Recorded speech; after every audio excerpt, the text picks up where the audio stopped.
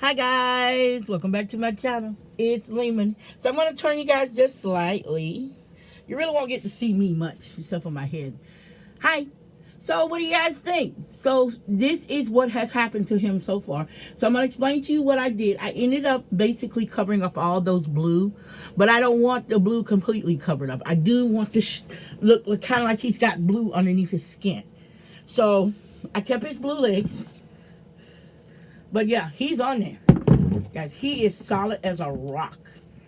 So basically, what I've been doing lately is I've started giving him his tattoos. And he will have multiple tattoos, guys, believe me. This is already dried from last night.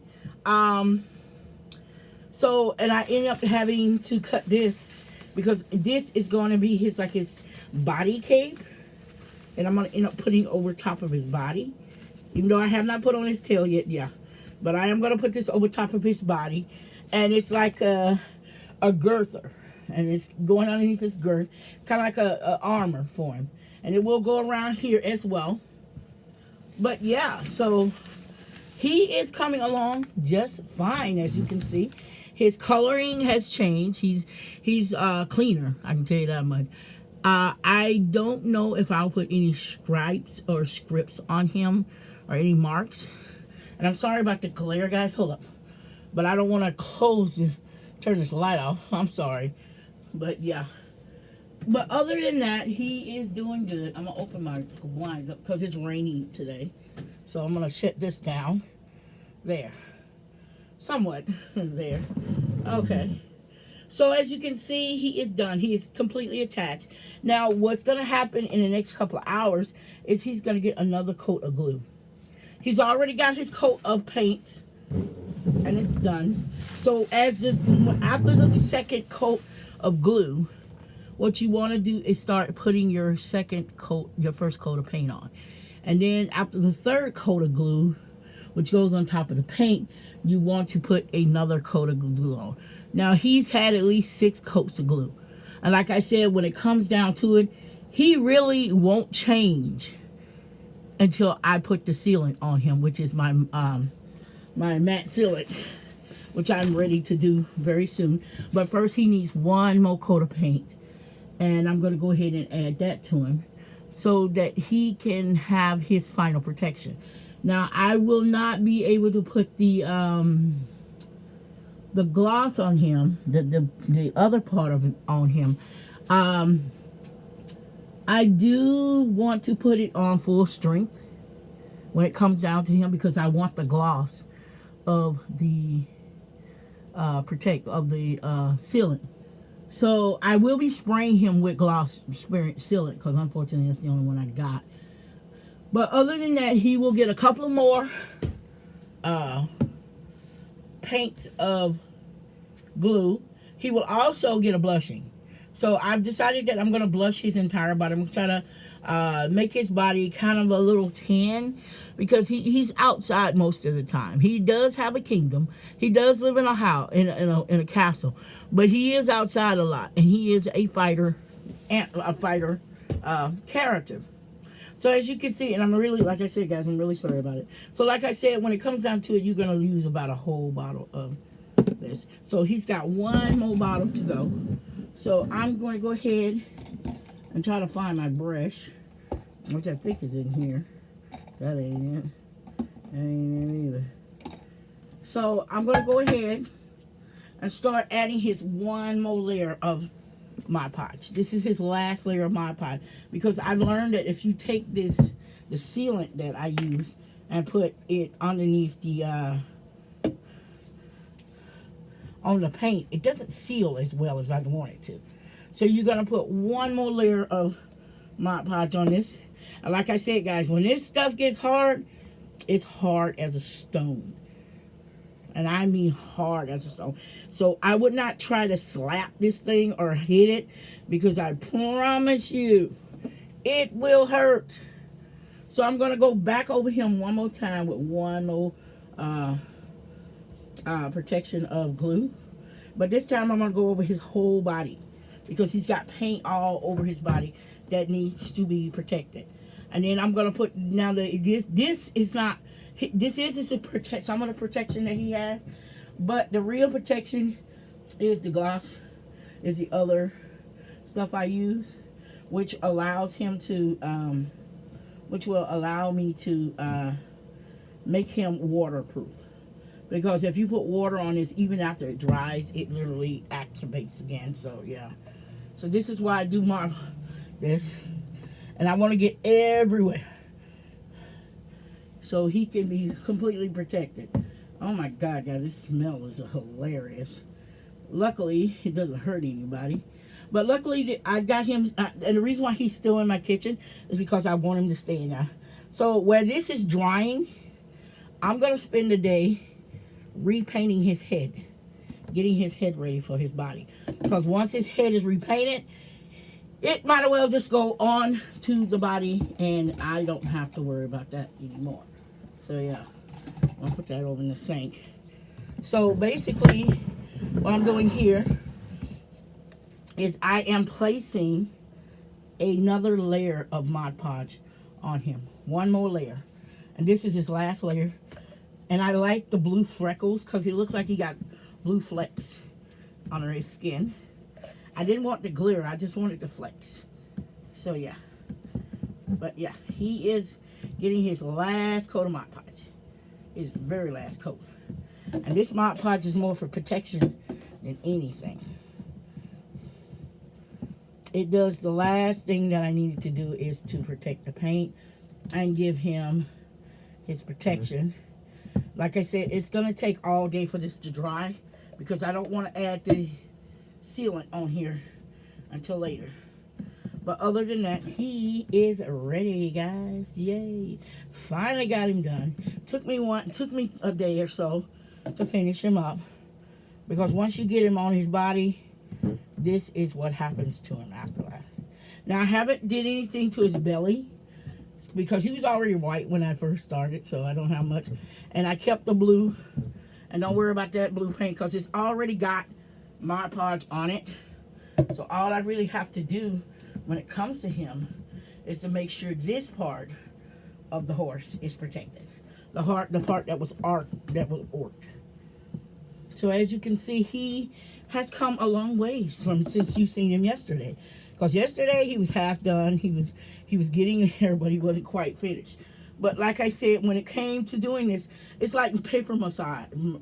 I keep saying massage. I mean paper mache.